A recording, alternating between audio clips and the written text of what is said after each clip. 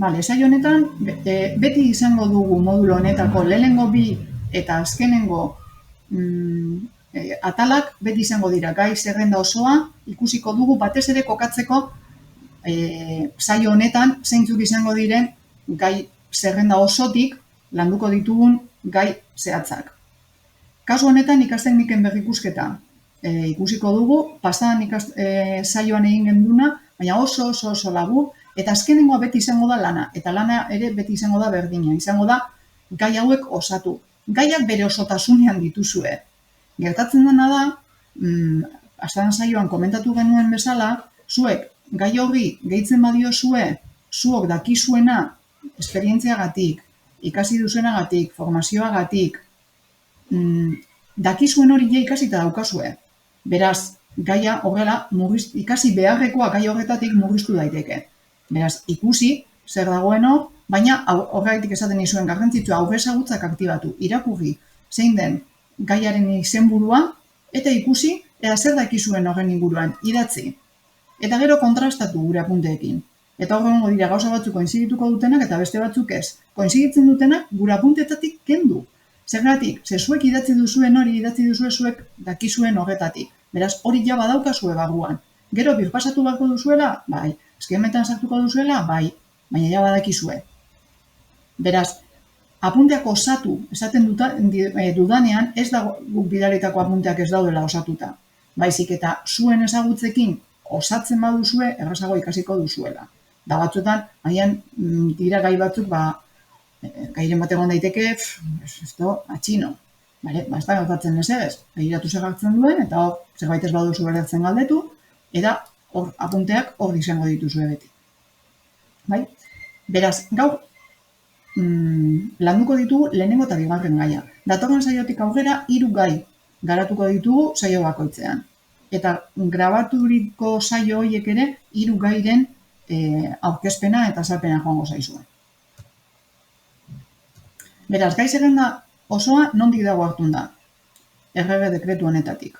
Hau da, 276/2007ko errege dekretutik. Honek esan nahi du, Madrilek ezarritako dekretua dela, beraz, gai tegi osoa estatu osorako da.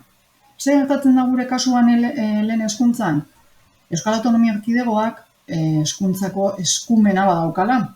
Orduan, zer egin du errege dekretua da minimoa, beraz, gai horiek errespetatu behar ditu, baina gehitu ditu beste 6. Horregatik, lehen hezkuntza, espezialitateak 25 gai dituzte, baina lehen hezkuntza orokorrak 31 ditu.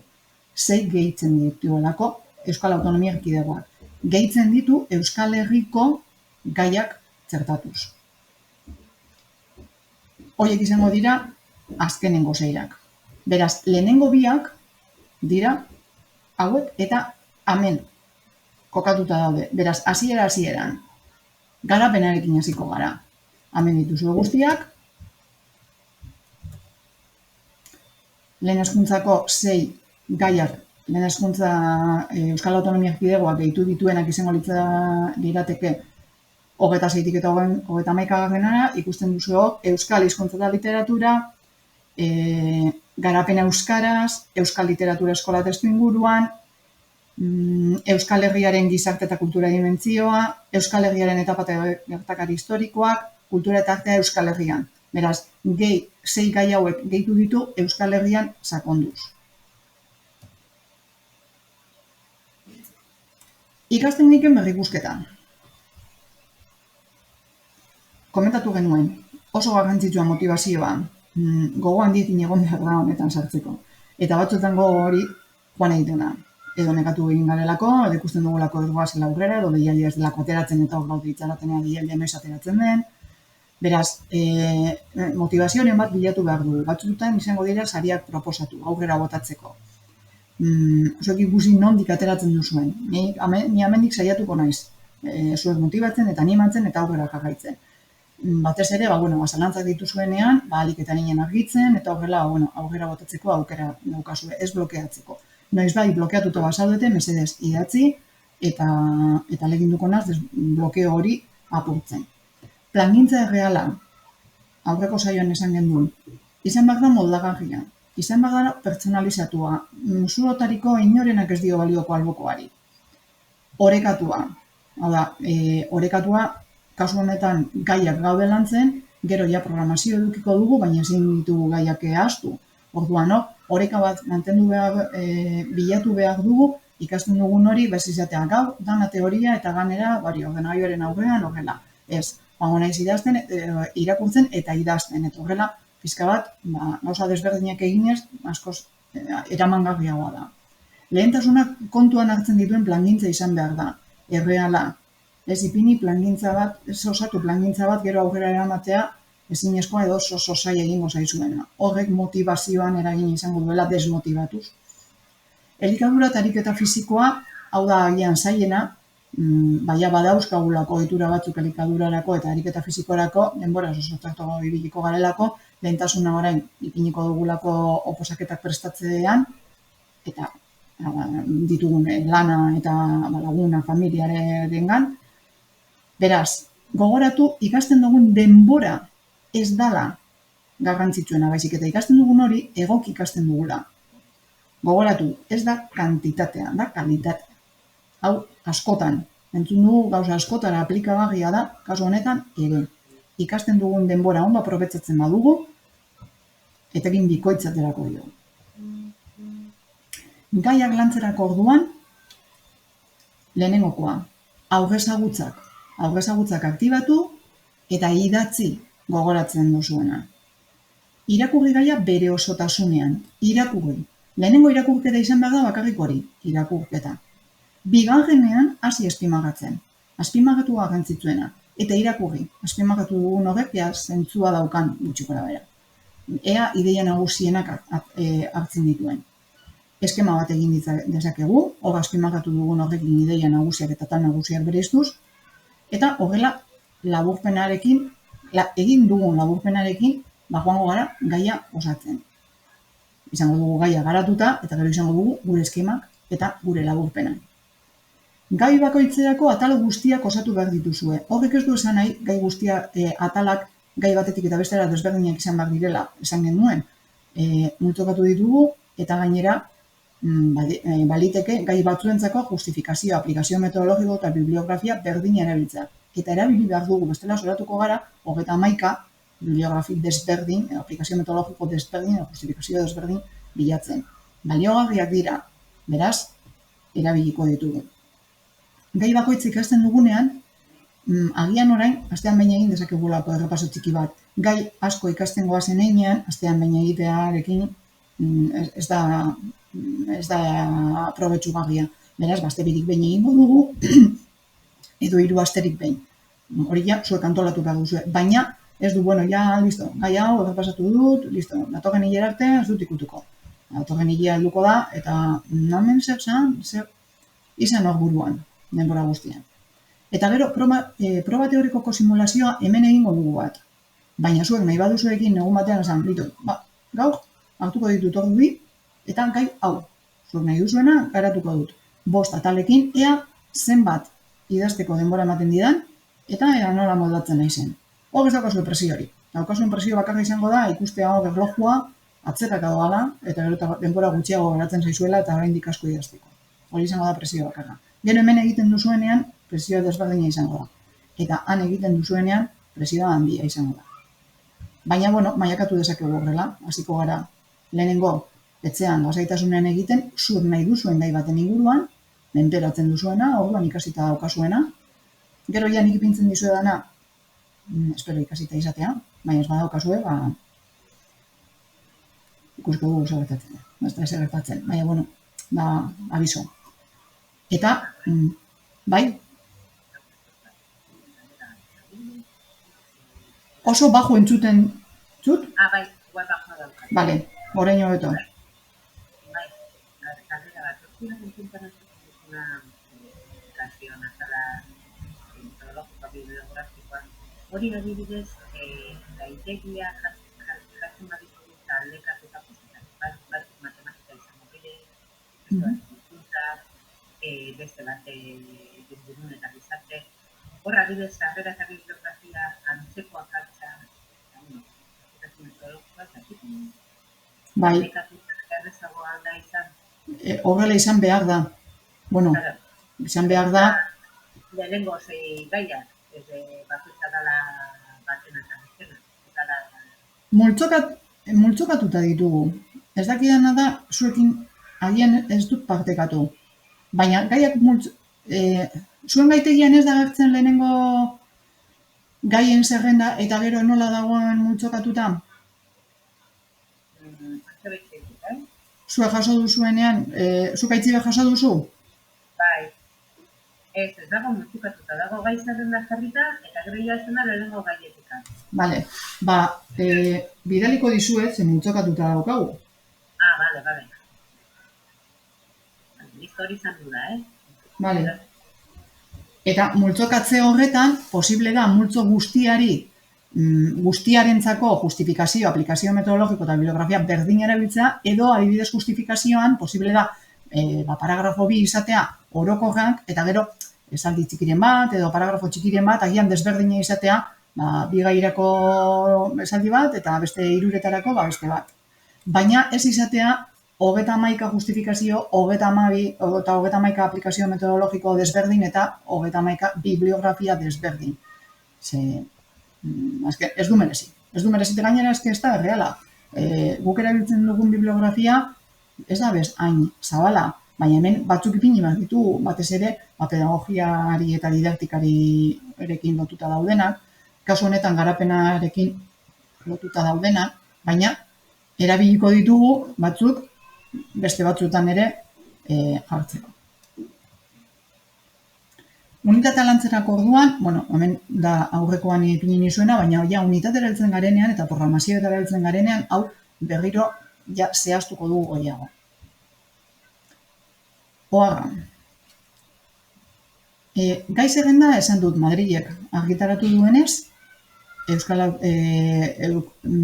estatuko komunitate guztietarako berdina da. Gure kasuan izan ezik 6 gehitu dituela. Beraz, indarrean dagoen legean oinarrituta egin behar dira gai guztiak. Gaiak izenburua berdina da, baina mamia aldatu egiten da. Zertan aldatzen da? Legean, asko kurrikulumarekin lotuta daude. Beraz, kurrikulumarekin lotuta daudenak, eskatzen diguten kurrikulum hori jarri beharko dugu. Adibidez, 257/2015, ez, 26 da elatzekoa. 2015 dekretuan oinarritzen bagara, hori izango ditugu, helburuak izango ditugu, edukiak izango ditugu, disiplinarteko kompetentziak eta kompetentzia orokorrak, lege berrian oinarritzen bagara, oinarrizko jakintzak izango ditugu, edukiak eduki beharrean, helburuak izango ditugu, funtsezko kompetentziak eta kompetentzia espezifikoak izango ditugu, ez orokorrak eta disiplinartekoak, oso desberdinak. Beraz, deialdiak dioenaren arabera, naiz eta gaiaren izenburua leku guztietan berdina izan, barruan doana ez da berdina. Guk, zuek ikusiko duzue, gaitegian agertzen zaizuela letra desberdinez. Hemen kolore desberdinez agertuko da. Orduan zuok, deialdi ateratzen denean, ikusiko dugu zein dan legea, eta bata ezabatuko dugu eta bestea utziko dugu. Eta batzuk osatu beharko ditugu. Zergatik, orain zirriborroekin gabiltzalako. Eta badirudi azaroa, abendua, ere helduko zaigula argitaratu baino lehen. Beraz, guk egia da ere zirriborroak nahiko osatuta daudela, ez dakit gauzan askoz gehiago sartuko dituzten. Ja, lomloeren oso antzekoa da. Gero gehigarriak sartzen badituzte, hori ja, baina izango dira gehigarriak Euskal Autonomia Erkidegorako. Beraz, kontutan eduki behar dugu, kurrikulum osagaiakin erlazionatutako gaietan, legeak, deialdian agertzen den legeak, esaten duena jarri behar dugula. Eta bibliografian ere, hor legea aipatzen dugunean, indarrean dagoen legea, indarrean dagoen legea ez. Deialdiak sartzen duen legea. Zergatik, indarrean printzipioz, momentu honetan, biak dauz, maila batzuetan bat, beste maila batzuetan beste bat. Orduan, kasuan kasuko biak aipatuko ditugu eta listo. Auton aldaketak klasetan komentatuko ditugu, baina hori, ja legea argitaratuta dagoenean. Gomendioa, azpimarratu legea agertzen denean, edo ipini izartxo bat, edo zuentzako holan pasatzen dituzuenean horriak, ikusteko, hemen legea aipatzen da, zer hartzen du hemen, zeinekin geratu behar naz, bai? Beraz, hor, inprinte MM saudon horretan agertuko da, lege, bigarren, laugarren eta seigarren mailan daukagun legea aurton. Courier News horretan agertuko da, eta hemen berdez ikusiko dugu, LOMLOE-ko lege berria. Eta gero agertuko dira Morez, kasu honetan Morez, hemen, eta zuen apuntetan, Comic Sans letra motarekin, oharrak. Oharrak zer askotakoak izan daitezke, era askotakoak. Adibidez, hemen komentatzen du, maiatzaren 30-ean, uste dut azkenean uztailaren 15-ean dagoela azkenengo berrikusketa eginda zuek eskuetan daukazuen gaitegi horrena. Baina, gero ja, zerbait aldatzen bada legean, hori ikusi beharko gendun. Aldaketak bakarrik egongo dira legean.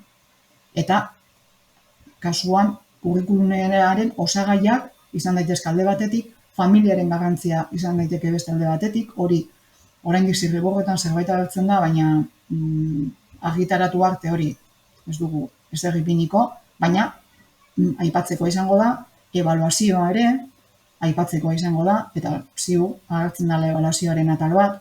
Beraz, hor egongo dira legeak esaten duenaren arabera, gauza batzuk aldatu beharko ditugunak. Horregatik garrantzitsua legea edo olako zerak ikusten dituzuenean, ipintzea izartzo bat gero gogoratzeko. Bale, beraz, hasiko gara, lehenengo gaiarekin. Lehenengo gaiak ikusten dituzue hor, ditu 3 atal nagusi. 6-tik 12 urterarteko haurren psikologia eta ebaluazio garapenaren oinarrizko ezaugarriak. Bat. Beste bat, alderdi kognitibo, mugimenduari lotutakoak, afektiboak eta sozialak. Eta hirugarrena, hezkuntza eta irakatzi eta ikasteko prozesuaren garapenean duten eragina. Beraz, 3 atal nagusi horiek, bai edo bai, komentatu behar ditugu. Askotan galdetzen duzue, gaitegi on bat, epaimaiak kontzat emango duena. Ez dago gaitegi onik edo txarrik. Eta liburu desberdinetan informazio desberdina aurkituko duzue. Baina, bai agertu behar dira 3 atal nagusi hauen inguruko informazioa. Ikuspuntua desberdina izan daiteke. Garapenean gauza batzuk edo beste batzuk sartu behar dituzue. Baina, gai hauekin erlazionatuta. Lehenengo, aurkibide bat, hau da, adibidez egingo duzuena eta kontutan hartuko duzuena ere proba teorikoa idazten duzuenean, lehenengo zan aurkibidea. Honi gehituko diozue, hasieran lehenengokoa izango da justifikazioa. Bigarrena izango da gaiaren garapena. Gaiaren garapenaren barruan, lehenengokoa aurkibidea. Gai honen inguruan ze atal landuko ditut. Gero ja, aurkibidea jarraituz, izango da, aplikazio metodologikoa, bibliografia. Honek zertarako balio digu? Gure burua kokatzeko, lehenengo eta behin. Beraz, hau, izango da, eskema bat izango balitz bezala. Eskemaren abiapuntua beti hau izango da. Eta gero, sarrera eta justifikazioan, zer da ipiniko dudan, eta gero ja, zut ikusiko duzue, laburpen edo eskema nola egiten duzuen. Baina badakigu, 6 puntu hauek ikutuko ditugula, bigarrenen eta hirugarrenan ikusten duzu azpi-atal batzuk ere badaudela, azpi-atalak eta azpi-atal horien azpi-atalak ere. Beraz, honek lagunduko digu, gu ere, olako eskema zer bat egiten, bisual bat egiten. Sarrera eta justifikazioa. Askotan, sarrera eta justifikazioa hartzen duen honetan, izango da, gaiarekiko justifikazioa, eta batzutan justifikazio orokor bat ere egongo da. Orduan, hori erabiliko dugu gero, gure justifikazioa gai hau lantzea zergatik da garrantzitsua. Hori da, eta hori da justifikazioa atalean jarri behar duguna. Beraz, erabili zuen apunteetako lehenengo, gai bakoitzeko sarrera eta justifikazio bezala. Lehenengo puntuari justifikazioa dana, amendik lortuko duzu. Hemen ikusten duzue, gorriz eta euskagula daukagu lehenengo paragrafoa, eta gero berdez ere badaukagu. Beraz, berdez dagoena izango da lomloea, eta gorriz dagoena gaur egun 2, 4 eta 6 mailetan dagoen, indarrean dagoen legea. Eta gai honen inguruan zer esaten du? Lehengo legeak esaten du, baina hezkuntzaren helburua zein den, eta lege berriak funtsezko konpetentziak eta irakaslearen irteera profilaren inguruan hitz egiten du. Eta hor bilatu beharko genuke justifikazioa.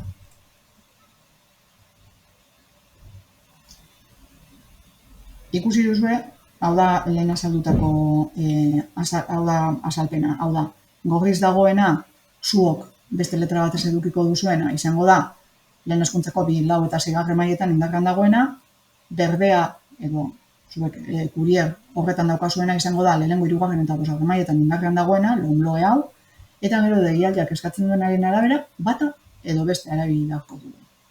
Berriro azpimarratzen dut. Lomloe argitaratzen denean, lege osoa, ikusi beharko dugu, ea gai honen inguruan zerbait gehiago bakarren. Eta hori ere zertatuko genuke. Beraz, argi dau, irakasleok testu inguru hezitzaile eraginkorrak sortzeko beharrezkoa dela ikasleen ezaugarri psikoebolutiboak ezagutzea. Zertarako? Guk planteatzen dugun guztia kontutan eduki behar dugu ze ikasleri zuzendua dagoen. Horien garapena, ez badakigu nolakoa den edo zer eskatu alzaien, edo beraiek zer eman diezaguketen guri 6 urterekin, 10 edo 12rekin, zaila daukagu, bana. Beraz, gai honetan, 6 eta 12 urte bitarteko horren garapenean nolako izan behar den azaltzen du. Garapen kognitiboa, alde batetik, motriza, afektiboa eta soziala. Eta hau guztia ikuspegi orokor batean azaltzen da. Garapen kognitiboa, zertan oinarritzen den, garapen motriza zertan oinarritzen den, garapen afektiboa zertan oinarritzen den, eta garapen soziala zertan oinarritzen den arautu beharko litzateke.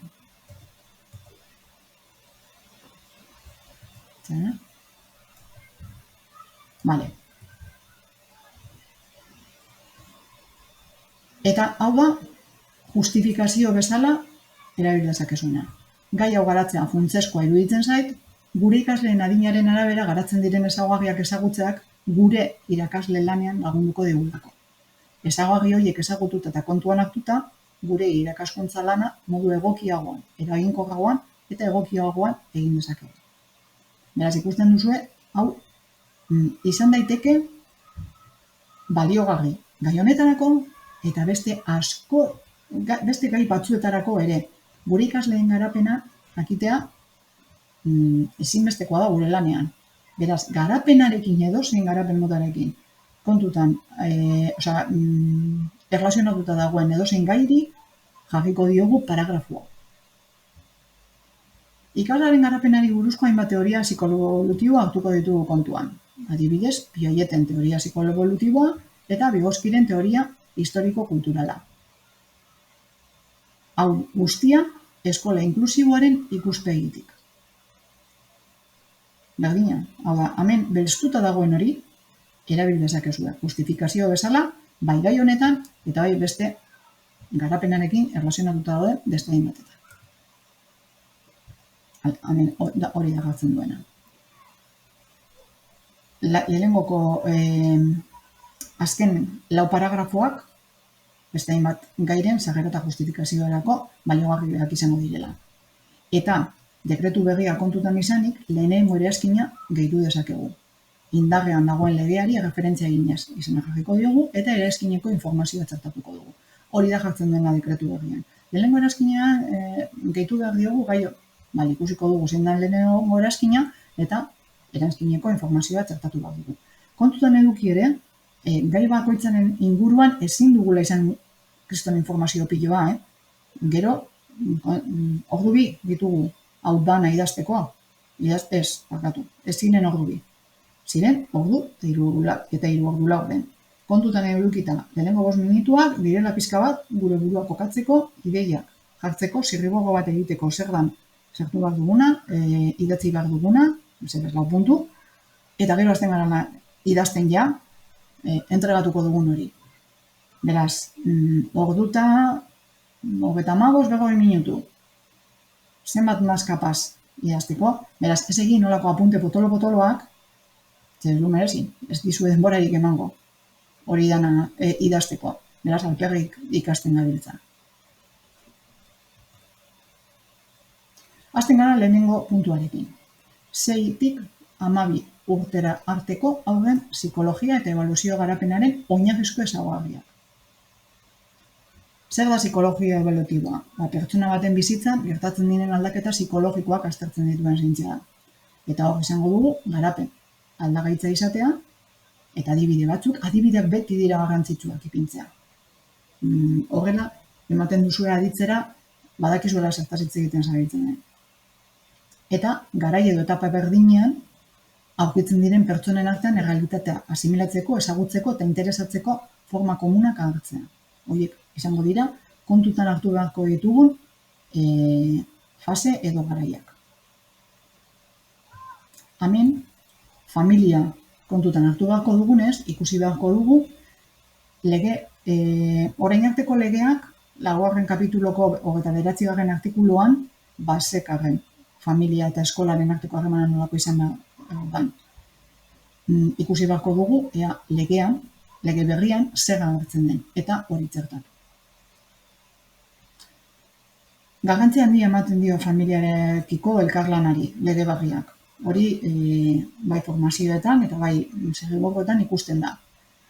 Baina kontutan hartzeko aspektua bada, ikusi beharko dugu zehatz-mehatz zer dan dekretuak dakarrena. Elkarlan hori, familia eta gure artekoa, horlan informazioa jasoko dugu. Azken batean, neska-mutikoaren garapena zein fasetan aurkitzen den, guk lehenengo mailan edo 3. edo 5. orain arte egiten zen genuen, edo lehenengo eta 2. mailan, tutore berdina. 3. eta 4. tokatzen bazitza izuen. Edo ez, edo bat 2 egoten zan berdinarekin, gero 4 beste batekin, gu jasotzen dugunean, familiarekin elkarlana hasieran oso garrantzitsua da hainbat informazio jasotzen dugulako. Beste edo aurreko irakasleen gandik jasotakoa ere, zertarako jakiteko ikasle hori garapeneko zein fasetan aurkitzen den. Jakitea zein fasetan egon behar den orokortasun baten, gai honek lagunduko digu. Baina gero, ikasle bakotza mundua da, eta ikusi beharko genuke, hor pertzentil horretan, orokortasunaren pertzentil horretan, goitik edo beti dagoen, zentzu guztietan. Kontutan hartu beharko dugu, edo informazioa jaso beharko dugu zein behar asetu behar ditugun, ikasle hoiena, eta arazo edo atzerapen orokor edo zehatzak ikusiko ditugu. Baldin baditu, fenomeno. Beraz, ezin dugu orokortu 6-12 urteko haurren garapen psikoebolutiboa. Bakotza bakarra dalako eta esan dutez ikasle bakotza mundu bat da. Baina bai ze portzentajetan edo ze zatitan mugitu gaitezkeen. Kontutan edukita, oreka horretan pizka bat gorago, pizka bat berago gotea, garapen normal batean sartu daitekeela edo uler daitekeela, baina alde handia badago ikasle baten garapenean eta beste gehienen artean, hor ikusi beharko dugu, garapen hori zergatik denain desberdina. Eta horrela identifikatzen ditugu azkenean, ditugun ikasle horrek izango lituzkeen behar bereziak. Izan daitezkeela, desgaitasunen bat daukalako, izan daitezkeela, garapen atzerapen bat, eta agian handik urte batera, adinaren arabera ere. Agian lehenengo eta 2. mailan ikasleen arteko desberdintasuna oso nabaria da. 5. eta 6. Ere, baina beste zentzu batean. Da gehiago fisiologikoa. Gorputza aldatzen hasten delako, nera bezaroina sartzen daudelako, orduan, kontuan hartu behar du ere, adintarte bakoitzak badituela bere aldaketak, eta aldaketa horiek, margen batean, normaltzat jo ditzakegu. Baina beti adi egon da. Garapen psikologikoak. 3 kontzeptu nagusi eduki behar ditugu kontutan. garapena bera, pertsona batean ematen diren bizitzeko aldaketak, heldutasuna eta ikaskuntza. Beraz, 3 atal hauek edo kontzeptu hauek elkarrekin erlazionatuta daudenak kontutan eduki behar dugu garapen psikologiko horren maila neurtzeko edo ikusteko ea ondo goazen. Garapenaren ezaugarriak zeintzuk diren, agertzen dira hemen. Garapenean eragiten duten faktoreak zeintzuk diren, batzuk kanpokoak, beste batzuk barnekoak, kanpokoak izango dira elikadura, giza ohiturak, familia, trebetasun praktikoak modu eraginkorrean edo baikorrean eragiten dabien honetan, eta imitazio bitartez asko ikasten dabie. Orduan, kanpoko faktoreak hauek izango dira. Barneko faktoreak izango dira beste batzuk, eta gero motivazioa egongo da hor ere, eragina izango duela garapen honetan. Badaude garapenaren inguruko hainbat teoria. Desberdintasuna, herentzia eta ingurugiroa. Batzuk diote, dala herentziazko gauza bat, eta beste batzuk ingurugiroa, hau da, inguruak ikasle horrengan edo pertsona horrengan daukan eraginak sortutakoa. Eta gero, erdibidean daude konstruktibistak. Hemen agertzen zaizkigu autore garrantzitsuena zeintzu diren, Piagete konstruktibismo kognitiboarekin lotzen dugu, Vygotsky beraz, Vygotsky giza konstruktibismoarekin, eta gero badaude, horiek dira nagusienak, edo pisu gehien daukatenak, eta gero badaude beste teoria batzuk izan daitezken moduan, teoria kognitibo-evolutiboa, etologikoa, ekologikoa, psikogenetikoa eta historiko-kulturala. Eta hemen, azaltzen du, holan labur-labur, zertan oinarritzen diren teoria horiek. 0-6 urte bitarteko garapen eta teorien inguruan, zuen kasuan 6 eta 12 urte bitartekoa, kontutan eduki unibertsitatetik jasotako informazioa ere atal honetan txertatu dezakezuela. Baita formazioetan jasotakoa eta garrantzitsuena. Hemen zaudete batzuk esperientzia handia daukazuena. Esperientziak erakutsi dizuena. Ze hori da azkenean bizipenek beti utziko digute zerbait hor barruan. Azalarazi behar ditugu eta idatzi. Bigarren puntua izango litzateke alderdi kognitibo mugimenduari lotutakoa, afektiboa eta soziala. Ezaugarri kognitiboetan Piageten teorian oinarritzen gara. Eta hor, ez amaia 0-6 ez 6-12, hor erratuta nahi dago.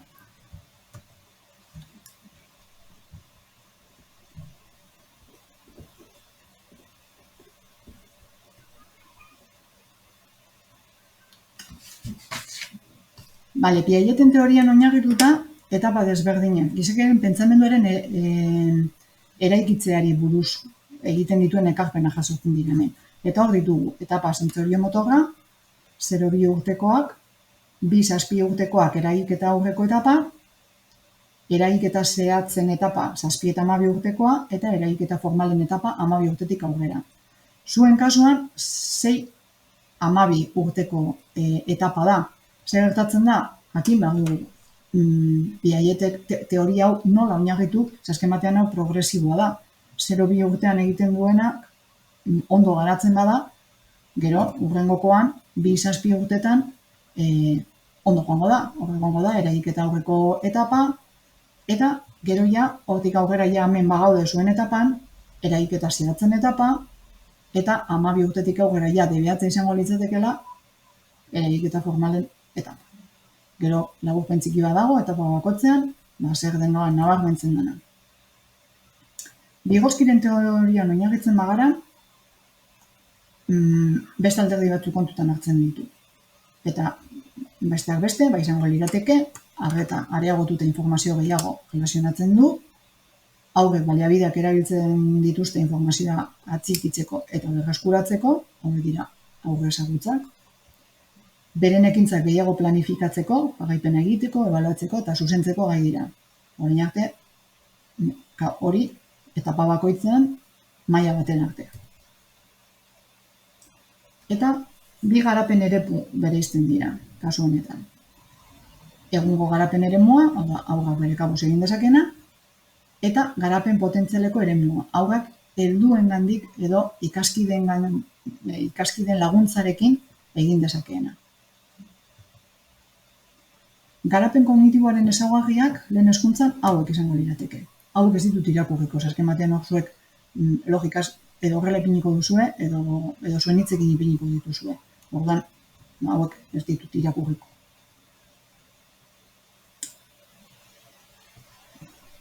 Orain arte esanakoa, gai bakoitzaren titulu bakoitzean ikusi beharko dugu lege berriak honen inguruan zerbait dakarren, eta moldatu beharko genuke.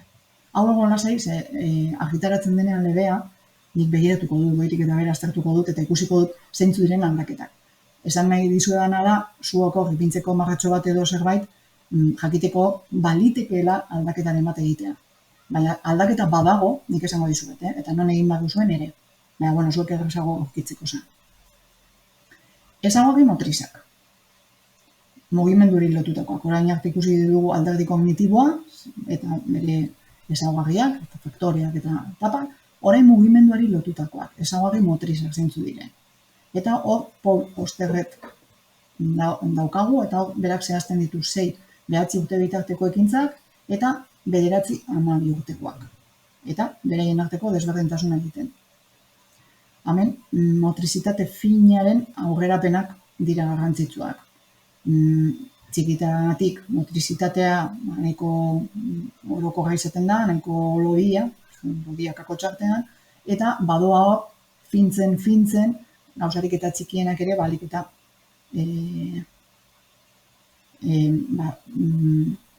gauzarik eta txikienak ere egiteko gai izan arte.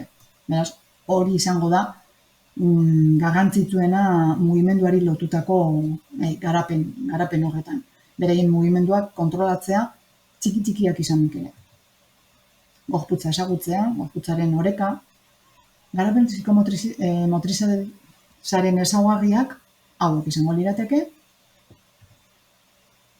ezaugarri sozioafektiboak, dira besteak. Hemen afektiboak eta sozialak batu egiten dira horregatik lehen esan agertzen, zergatik biak lotuta doazelako. Azkenean hau da, besteengandik jasotzen duguna, eta bizipen horiek zelako eragina daukaten gugan. Hor, ekintza individualitatik elkarlanera pasatuko gara, eta familiaren aldentzetik gizataldeen gerturatzera. Hau da, pasatuko gara, gure ama eta aita izango dira erreferentzia, lehenengo erreferenteak, edo gure tutore legalak, edo hurbilen daukagun jendea, gero, izango gara guztiz independenteak, ez autonomoak, baina bai individualistak, hasiko gara lan egiten taldean, eta era berean, ja joango gara gure gizataldera hurbiltzen eta osatzen. Hau da, ezaugarri sozioefektiboan garapenaren pixka bat jarraia. Hori. Garapen sozioefektiboaren ezaugarriak lehen hezkuntzako etapan, hauek izango lirateke, eta betiko garra. Hau agertuko zaizue, gogoratzeko baino ez. Hor apuntetan agian ez daukazue, baina nik hemen ipinita daukat, nik ero begiratzeko ondak. Nietzako ere da pizka bat zuen izartzo hori niretzako dira, garra. Hirugarren puntua, hezkuntza eta irakatsi eta ikasteko prozesuaren garapenean duten eragina. Aurreko atal hauek ezagututa aztertzea garrantzitsua da irakaslearentzat. Eta hor, baditugu, kontutan hartu behar ditugun, hainbat ezaugarri edo eragina duten kontzeptuak. Eta hemen alde batetik dago autoestima, besteekin elkarlanean lortzen den arlo bezala ulertu behar da, beraz hor elkarbizitza hori, hor jartzen du parentesi artean, ikusten baduzu, irakurtzen baduzue, dira dekretu honetako kompetentziak, kompetentzia espezifikoak. Orduan, lege honetan oinarrituta egiten badugu, holan jarriko genuke. lege berrian oinarrituta egingo bagenu, ikusi beharko genuke, funtzesko zein kompetentziarekin lotuko litzateke. Kasu honetan, funtzesko kompetentziekin lotuko genituzke. Ez kompetentzia espezifikoekin. Zergatik, kompetentzia espezifikoak arlo bakoitzekoak direlako eta funtzeskoak dira guztientzako. Orokorrak hauen moduan, izaten ikasteko kompetentzia, elkarbizitzarako kompetentzia, hauek lege berrian, hemen 5 ziren, edo dira, eta lege berriarekin 8 izango dira. Desberdinak, egin dutena da, marginis bat. Disiplinarteko eta oroko hauetatik banak batu, eta hau da guztiz, funtzesko kompetentzia horiek dira 2018an Europa Kontseiluak onartu zituenak, kompetentzia bezala, kompetentzia oroko, bezala funtzeskoak izan behar direnak, ikasle baten edo pertsona baten garapenean. Orduan, horietan oinarritzen da, orain dekretu berria. Hemen, ikusi beharko gendun, deialdian agertzen den dekretuaren arabera, zeintzuk erabiliko genituzke. Ondorioak. Ondorioetan zer egingo dugu? Ondorio batzuk ere erabil ditzakegu berdinak. Azkenean ondorioa da, laburpen txiki bat, ikusi dugun guztiarena, azpimarratu ditugun ideia nagusi horietatik, guk olako laburpen txiki bat egiten dugu, eta zer da ondorioztatzen duguna. Eta ondorioztatzen duguna da, oso ondo ezagutu bat ditugula ikasleak, eta ikaslearen garapena nola doan, ahalik eta etekin handien ateratzeko ikasle bakoitza gandik. Ikasle bakoitza bakarra dalako, desberdina bestekiko, eta behar desberdina dituelako. Hori izan daiteke, ondorio bat, balio diguna ez bakarrik gai honetarako baizik eta beste batzuetarako ere. Beraz, ondorioak ere batzuetan berdinak ere ditzakegu. Beti ere zentzua badauka eta ondo lotzen badugu gaia eta hemen esaten duguna. Eta gero, honen inguruan dekretuak zerbait holan orokortasun baten esaten badu, hemen jarriko genuke. Kasu honetan, 256 badaka, hor ikusten duzu, zeharkakoa, zein disiplina bagokoak kontutan hartzen ditu, ikusi beharko genuke dekretu berriak zer dakarren, izango litzateke hau da zirriborroan agertzen dana, hemen agertzen da zirriborroan dagoen berdina egin beharko genuke laburpen txiki bat. Zergatik hemen ez dago laburpena egin da? Osotasunean nahi dudalako zuek irakurri eta ulertzea. Azkenean laburpenean gauza asko galdu egiten dira. Eta hau irakurrita, ziurazki hemen zuek laburtuko duzuen modu batera, baina dokumentu berdina edo dokumentuaren zati berdina beste gai batean, agian laburpena desberdina da, ikuspuntua desberdina dalako, baina badakizuen nondik aterata dagoen. Eta orduan erlazionatu dezakezu. Baina hemen, nik hau eta hau esan nuen, eta hemen beste hau. Batu alditut eta bietarako balio dit. Hori da, hemen zati osoa, ez da dokumentu osoa, dokumentu asko zabalagoa da, zati osoa agertzaren arrazoia. Zati osoa ez dala bez oso luzea, nila bakarri diapositiba biak. Baina hori da, ondorio hau laburragoa izan behar da, zuek idazten duzen ondorioa laburragoa izan behar da, baina hemendik aterata. Lege zaharra deituko diogu, orain arte 2, 4 eta 6an indarrean dagoenak esaten duena, ikusten duzu oso laburra da, eta batez ere oinarritzen da kompetentzietan, zeharkako eta disiplineko kompetentzietan, eta hemen ziberki funtzesko kompetentzietan. Funtzesko 8 kompetentzia horiek. Eta, azkenengo ondorio bezala, guzti hau lortzeko, ikasleen handik etekinik eta hoberena. Eta lortzeko, ezinbestekoa da, eskola eta familien arteko lankidetza. Eragile nagusienak ikasleengan hori direlako. Eskola eta familia. Eta aurrerantzean lagunak. Baina lagunak, izan daitezke familia ingurukoak edo eskola ingurukoak. Beraz azkenean, murrizten badugu eremua, eskola eta familia. Eta kontutan edukite gainera, dekretu berriak familiari indar handia ematen diola, episu handia ematen diola, garrantzi eman nahi diola, hau aipatzea ondo legoke. Beraz, hau izango da, holan azpimarratu behar duzuen, esaldi bat, kontutan hartzeko. Eta balio dizuena, honetarako, zein beste gai batzuetarako ere.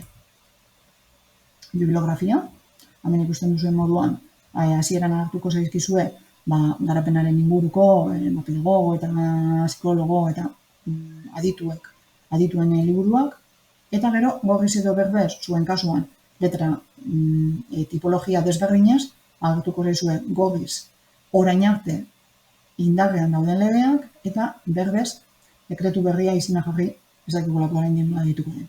Euskal Autonomia Erkidegoko legea. Izango da LOMLOE errege dekretua, baina Euskal Herrikoa, Euskal Autonomia Erkidegokoa, ez dakigu zein izango den. Kontutan hartu beharko dugu ere, lege guzti hauek indarrean jarraitzen duten, agian LOMLOEk baten bat atzera daudelako.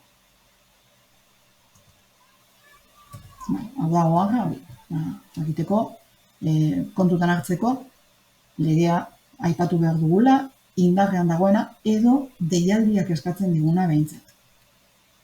Egia da azkenean, bai. Dori legiena paseuko galiziope abitxuko dozurta.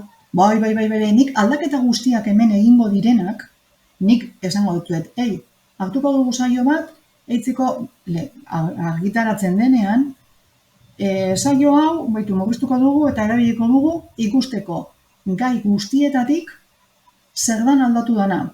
Lege hau dago indarrean, familia honela enfokatzen du, beraz, paragrafo hau gehitu hemen, ebaluazioari ez dakiz ere ematen dion, kompetentzietan gai honetan sartu paragrafo hau berdina guztietan balio digulako, hau da, lanketa guzti hori nik egingo dut eta esango dizuet. Baina zuek ere kontutan hartzeko orain, ikasten, amendik eta azaroaren hasierara ez da argitaratuko nino dekretue. Eta zuek ikasten egongo zarie.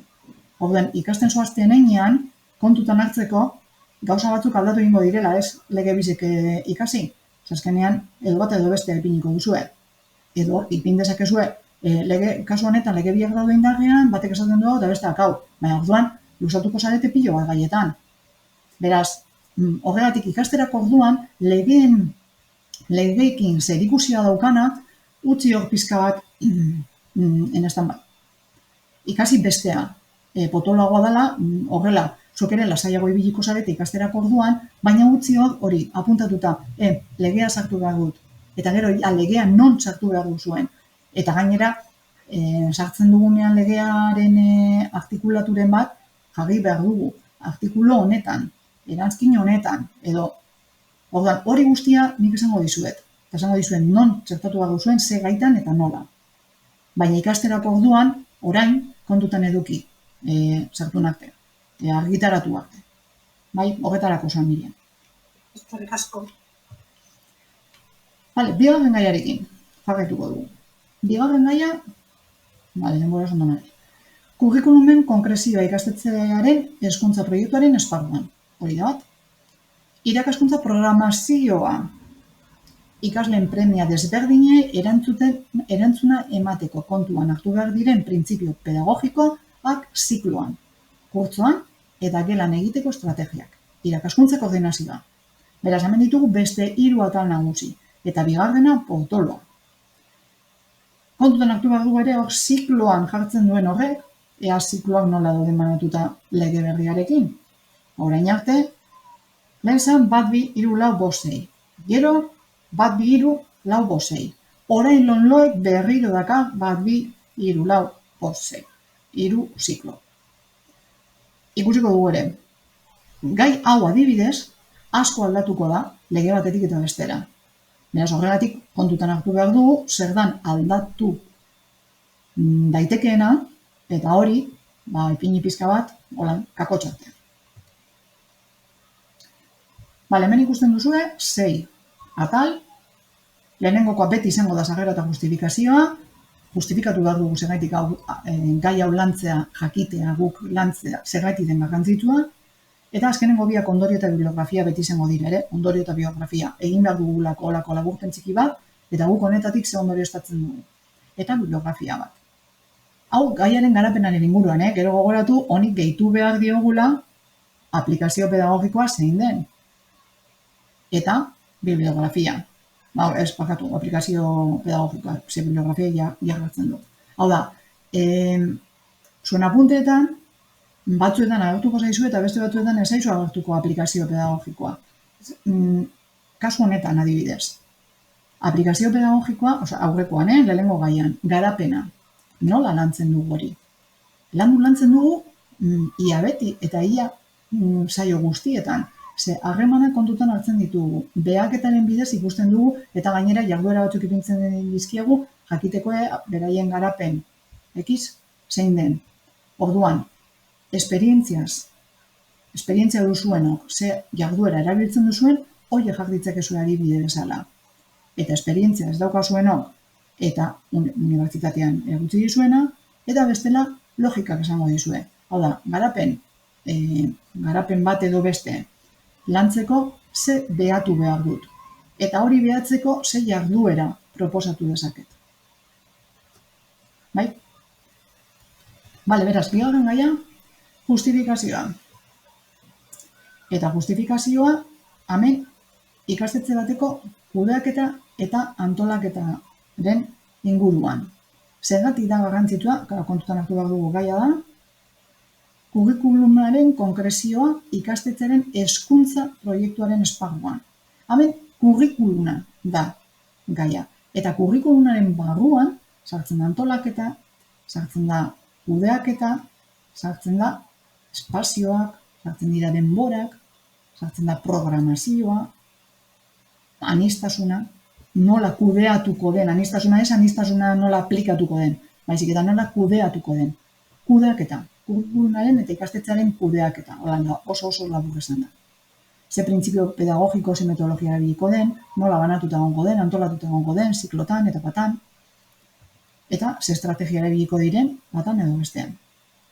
Hor ikusten duzue, orduan, sarrera da justifikazioa, gu guazenen ikastetxe batera zergaiti da garrantzitsua jakitea, nola funtzionatzen duen ikastetxe horrek. Ikastetxe guztiak gu berdin funtzionatzen dute? Ez. Lege berdinean oinarrituta funtzionatzen dute, hori bai. Baina gero funtzionamendua desberdina da, eremua desberdina dalako. Ikasle kopurua desberdina dalako. Irakasle kopuru ere desberdina dalako. Beraz, gauza asko eragiten dute ikastetxe baten funtzionamenduaren kudeaketan. Beraz, egitura konplexua da. Ingurune askotariko kolektiboen bidez, kolektiboek eragiten dute zentroan. Eta batzuen interes kontrajarriak dituzten. Beraz, garrantzitsua jakitea nora goazen lanean. Zerekin aurkituko garen. Zergatik, jakitea nola kudeatuta dagoen, horrek lagunduko digu, gero gure klasean nola kudeatu, edo nola planifikatu dezakegun jakiteko. Metodologia erabiltzen duten, ikastetxeko komunikazioa nolako izaten den, familiekin harremana nola burutzen den, zenbatero, irakasleen koordinazioa nola burutzen den. Agian, gai batzuetan, sarrera eta justifikazioa utz dezakegu ikasterako orduan bukaerarako. Zergatik, ikusiko dugulako gero zer gai lantzen diren gai honetan, eta horrek esango digu. Eta nik hau zertarako jakin behar dut. Bestela biliko nahi supergaduta. Zergatik, honegatik eta honegatik. Hori izango da justifikazioa. Batzuetan justifikazioa oso argia izango da, eta beste batzuetan gaiaren ikuspegiaren arabera justifikazioa horrekin lotu dezakezu. Kasu honetan horrekin dago lotuta. Eta gero, legeren batek esaten duenaren arabera.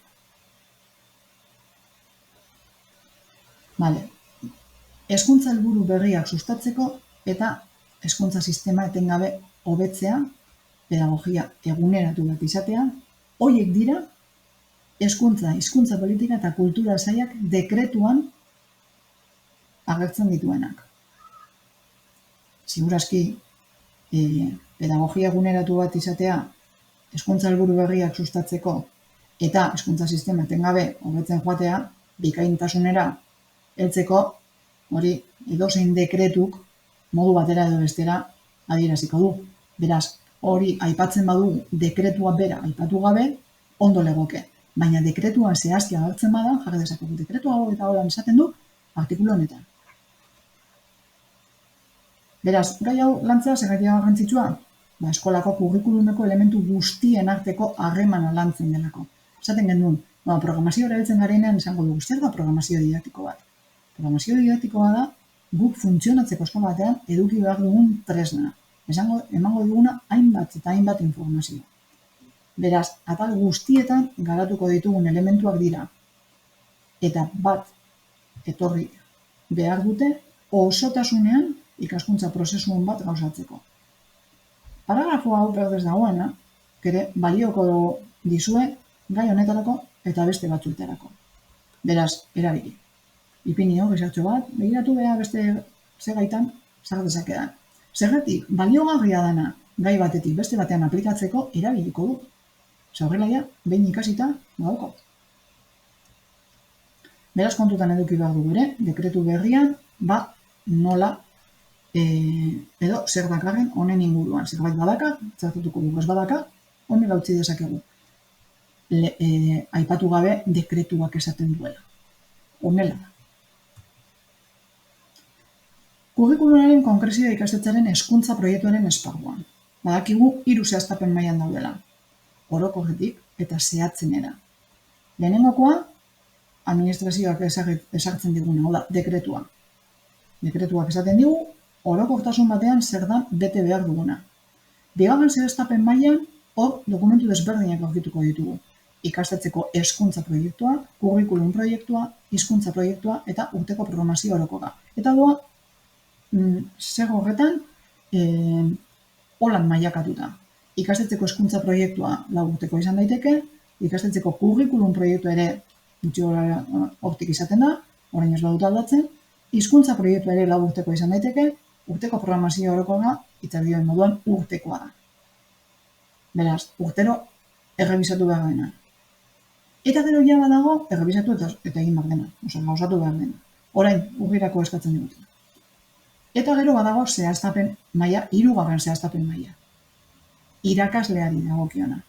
Irakaslearen programazio didaktikoa, hau da, esaten digutena, urteko programazio orokorra da, azkenean memorian agertzen da hori, potolo hori, orokortasun baten nola funtzionatuko duen ikastetxeak, urte horretan. Zer gutegi izango duen, orokorren. Eta gero hor barruan, sartzen da irakasle bakoitzaren programazio didaktikoa. Normalan ez dara izaten irakasle bakoitzaren baizik eta ikasgai bakoitzaren mailako programazio didaktikoa.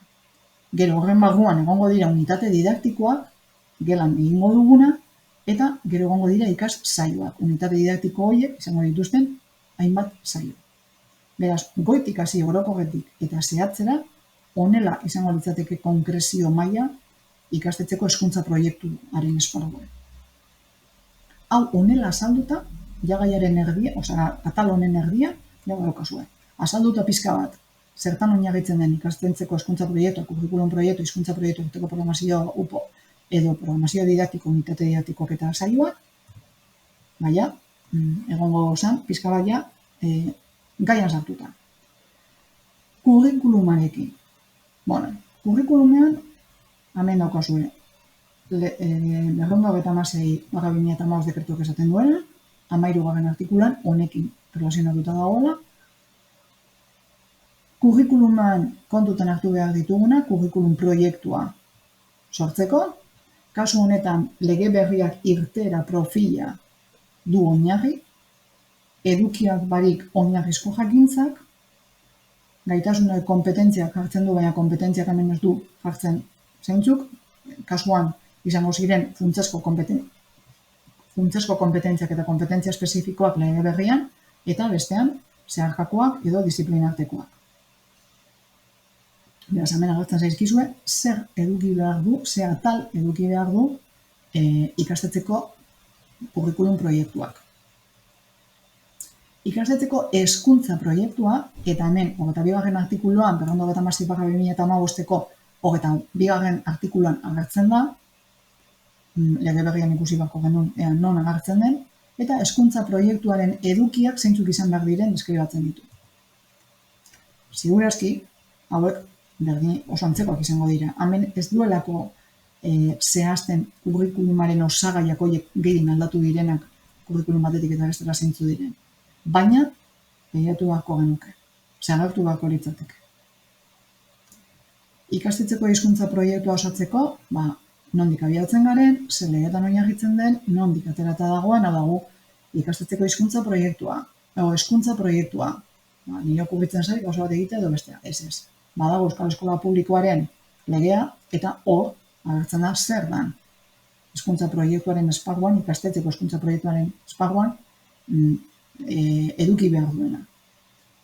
Ikusi beharko dugu ere hori dekretuan agertzen den, eta moldatu. Hau, suposatzen dut legean agertuko dela, hau dekretu honetan agertuko dela. Baina ez dago ikusiko dugu, agitaratzen denean. Hezkuntza proiektua ez ikastetxekoa, baizik eta hezkuntza proiektua, entzungo zen duten, ez dakitatzu edo gaur izan den, atzo uste dut izan zala, baziren, eramateko erdi publiko egiteko, abenturako orain ekarpenak egiteko zer desberdinak, bai irakasleen aldeetik, gurasoen aldeetik, beste politikarien aldeetik, hezkuntza proiektua, hezkuntza legea azkenean politikoa da. Beraz, hori ez da egongo datorren udaberrira arte. Suposatzen dut, hezkuntza proiektua ikastetxekoa agertuko dela gure dekretuan. Orain argitaratzeko dagoen dekretu horretan. Bestela, aurreko hartuko genuen. Programazio didaktikoa, zer da programazio didaktikoa? Irakasleen erabakiak biltzen dituen dokumentua. Ikastetxearen testuinguruaren azterketatik abiatuta, eta hor eskuhartze didaktikoko estrategiari buruzkoa, irakaslanaren koherentzia ziurtatzeko. Hau da programazio didaktiko bat. Arlo bakoitza planifikatzen du, programazio didaktiko bakoitzak arlo bat planifikatuko du, garatu, eta ebaluatzeko tresnak ere aipatu behar ditu. Beraz, hor, gero egongo dira unitate didaktikoetan antolatuta, eta unitate didaktiko horiek egongo dira sekuentzia multzoetan, edo sekuentzietan antolatuta. Beraz, txikitiketan dira bagoaz, lehenko izango dira saioak, bakarrak. Sekuentziak, saio multzo bat hartu dezakela. Horrengo izango da unitate didaktikoa. Sekuentzia multzo batzuk hartuko dituela. Unitate didaktiko batzuk osatuko dute urteko programazio didaktikoa. Baina, badakigu programazio didaktikoak ez dauzkala bakarrik unitate didaktikoa. Badaukala ere, beste hainbat atal, kontutan hartu behar ditugunak unitate didaktikoa gero antolatzerako. Hau normalean urtero ikasturte hasieran egiten da, eta ikastetxe bakoitzak programazio didaktikoa egiteko eta ebaluatzeko irizpideak ezarriko ditu. Normalean berriak izaten dira ez bada metodologia aldaketa badagoela, edo kasu honetan moduan lege aldaketa badagoela, eta horrek eragiten du aldaketa. Horrek eragiten duena da, programazio didaktikoa aldatzen bada, metodologiagatik edo dekretuagatik, hezkuntza ikastetxeko hezkuntza proiektua ere, eta kurrikulum proiektua ere aldatu behar dira.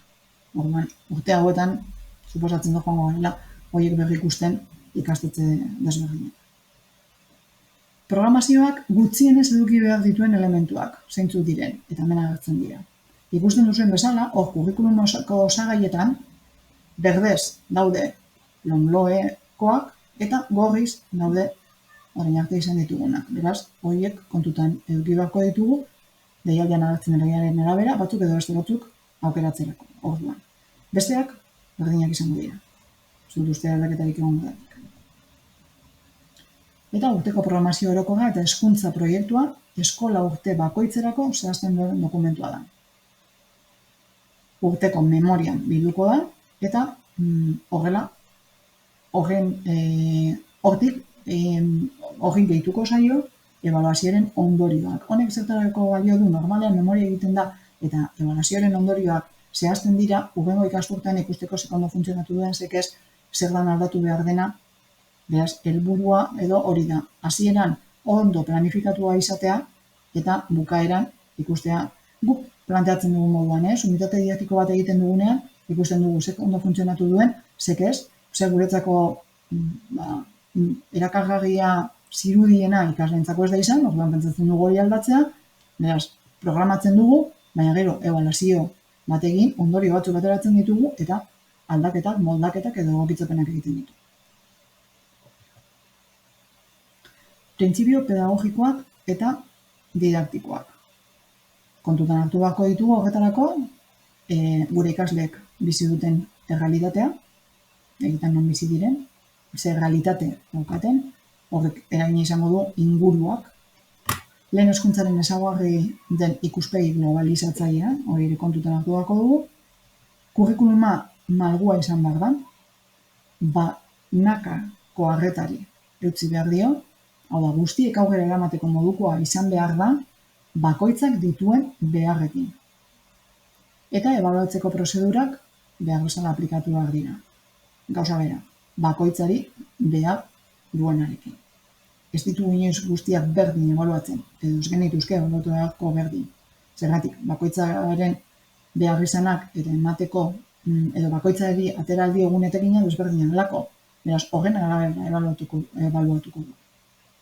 Inklusibitatea eta zuzentasuna aplikatzen direla bermatzeko kompetentzia guztien garapena ziurtatu behar dugu. Eta horretarako behar diren irakaskuntza metodologikoak sustatuko ditugu. Kompetentzien araberako pedagogiak ezaugarri batzu ditu. Eta ikusten duzu hor, batzuk direla berdez daudenak izango dira lege berrikoak, eta besteak izango dira orain arte erabili ditugunak. Batzuk orokorrak direnak, eta beste batzuk heziberriko legeak esaten zituen. Ziklo, kurtzo eta gelan egiteko estrategiak. Eran agertzen dira, hainbat estrategia desberdin. Irakaskuntza koordinazioa, nola koordinatzen gara, nortzuk koordinatu behar gara. Eta hor agertzen da, eta zertarako koordinatu behar gara. Hezkuntza komunitate bezala ondo funtzionatzeko beharrezkoa da, kide guztiek elkartasunez jardutea. Eta kide danean dakit. Hau da, guztiek, bakukoak eta kanpokoak.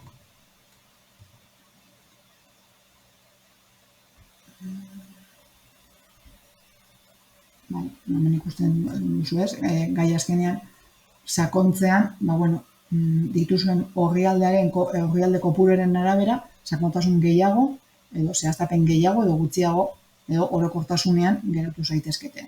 Aurretik esaten izuena, berriro errepikatzen dut.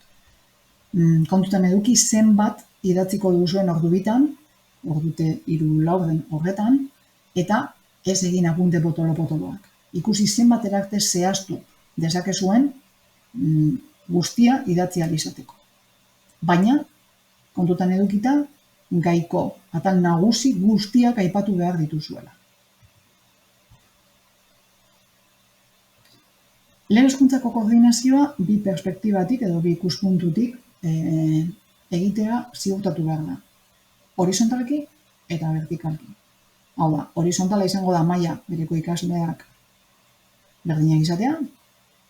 Hau da, hauen, bizikidetzarako arauak, arau berdinak dituzte guztiek, ebaluazio irizpide berdinak dituzte guztiek, gero egongo dira zehaztapena. Baina horizontalean, guztiek izan behar dute, tutoretza plan bat eduki behar dute, jarduera gehigarriak izan behar dituzte, eta gero egongo da vertikala, arloek mailaka egiten dutenak. Hau da, euskeran, lehenengo maila, bigarren maila, hirugarren maila, laugarren maila, horrek lotura bat izan behar du vertikala. Eskatzen dioguna, lehenengo mailan, bigarren mailan, pizkat gehiago eskatuko diogu, hirugarren mailan pizkat gehiago, logikak esaten du. Baina batzutan, logikarekin hastu egiten gara, eta bakoitza goaz gurera, eta ez dugu kontutan hartzen, non bukatu duten, eta nora heldu behar beren. Zeo, ezagrik egon daiteke gauza bat, eta honetarako dira, dokumentu guzti hauek, baina gero, taldearen arabera, batzuk heldu dira, heldu beharreko helburura, eta beste batzuk ez, edo pasatu egin dira. Orduan, garrantzitsua jakitea ikasleak hartzen ditugunean, nondik hasi behar garen, eta nora heldu behar garen. Koordinazio organoak, hauek, dira, hemen agertzen direnak. Gero, kontutan eduki ikastetxe batzuk izango dituzte lado gehiago edo gutxiago. Irakasle taldea hori guztiak, irakasle baredik ez dago ikastetxek. Tutoreak ere, hori ikastetxe guztiek izango dute. Zikloko taldea, batzuk dira zikloko taldeak eta beste batzuk ikastetxeak oso txikiak direnean, agian etapako guztiak batzen dira. Ez dago zikloko taldea. Edo bai, edo daude bat baino gehiago. Orientazio eta laguntza departamentua edo taldea. Hori ere, tamainaren arabera honek asko desberdina izan daiteke. Koordinazio pedagogikoko komisioa edo taldea. Formazioko koordinatzailea. Agian ez dago figura hori, baina norbait arduratu behar da formazioa koordinatzea. Ikastetxe publikoetan, kontzertatuetan ez, baina publikoetan badaude ordu batzuk formaziorako zuzenduak. Beraz, hor egon behar da pertsona bat, formazioko ordu horiek, eta formazioa eskaintzen eta koordinatzen duena eskaintzen, edo, bueno, ikusi zer dagoen, eta klaustrari galdetzen, zer da behar duguna, orton, bale, baina honetatik, zerbait aurkitzen duen. Beraz, figura ez badago, edo agian, figura horren bete beharrak beste batek hartzen ditu. Baina norbait egon behar da lan hori egiten duena. Jantokiko eta arlo kurrikulumaren arteko koordinazioa burutzen duen arduraduna.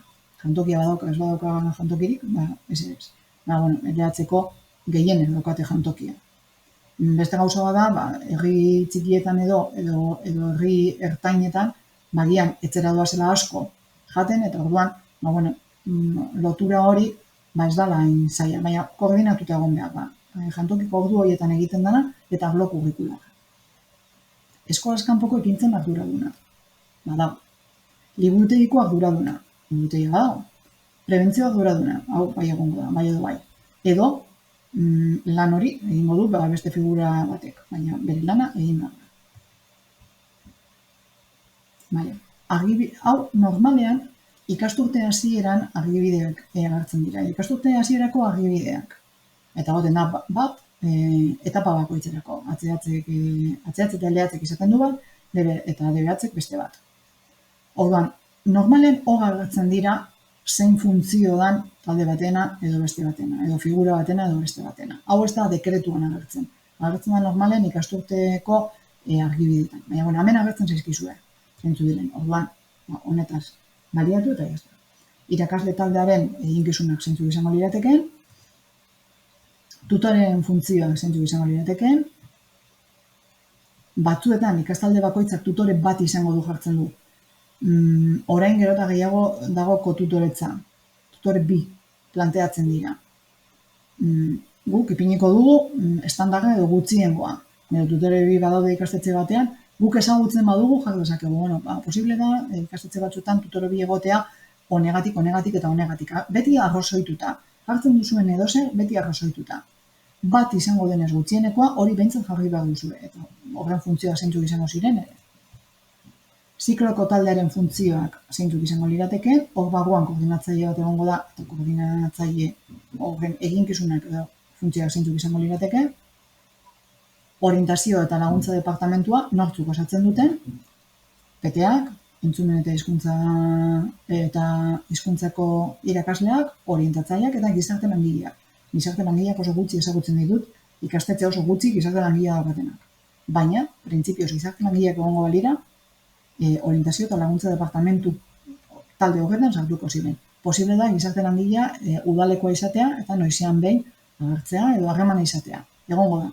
Beraz, talde honetan adostuko litzateke edo koordinatuko litzateke. Zeintzuk izango liratekeen, eginkizunak, talde pedagogikoa nortzuk osatzen dute. Zuzendariak, ikasketa buruak, zikloko koordinatzaileak eta kontsultoreak. Hemen idazkaria faltatuko litzateke, batzuetan beste batek hartzen du funtzioa, talde irakastalde kopuruaren araberakoa izaten. Hemen gaina zehazten du. 9 irakasle baino txikiagoak diren eskoletan koordinazio pedagogikoa klaustroak egiten du. Ez dago horren desberdinduta bakoitzaren figura zein den. Eta hemen agertzen da ze funtzio dituen. Funtzioak beti izango dira horiek. Desberdintasun egongo da, pertsona batek egiten dituen, klaustrak egiten duen, talde batek egiten duen. Baina funtzioak horiek izango dira. Beti ere, hemen agertzen dira, kasu guztietan, funtzio minimoak. Gero, hortik eta gora, ikastetxearen beharren arabera, posible da, beste funtzio batzuk ere egokitzea. Baina hauek dira minimoak. Eta legeak edo deialdiak edo argibideek azaltzen dituztenak. Formazio koordinatzailea, zer litzateken, jantokiko eta arlo kurrikularraren arteko koordinazioa burutzen duen arduraduna, eskolaz kanpoko ekintzen arduraduna, liburutegikoa, prebentzio arduraduna, eta bukatzeko izango da ondorioak, ez? Beraz, hemen jartzen da, idoia nagusien laburpena egingo da, eta kasu honetan, apuntetan jartzen duena baino egokiagoa litzateke zuek ondorioztatzea zertarako behar den guztia. Horregatik esaten nizuen, bai justifikazioa eta ondorioa beti izango da bukaeran. Baina batzuetan justifikazioa ere posible da egitea, irakurri ostean. Eta ondoriak, ikusten duzuena, justifikazioaren antzekoa izan daiteke. Eta bibliografia izango genuke.